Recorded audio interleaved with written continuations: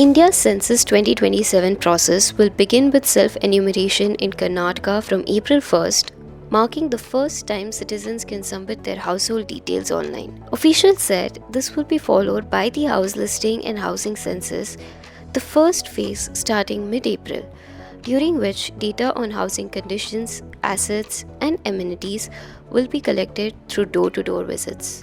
The exercise is part of a nationwide rollout scheduled between April and September, with multiple states and union territories including Goa, Odisha, Sikkim, and Delhi participating in the initial phase. Authorities indicated that individuals completing self-enumeration will receive a unique ID, which must be shared with enumerators during field verification for inclusion in official records. The second phase, expected early next year, will focus on population counting and will capture detailed demographic, socio-economic, and caste-related data.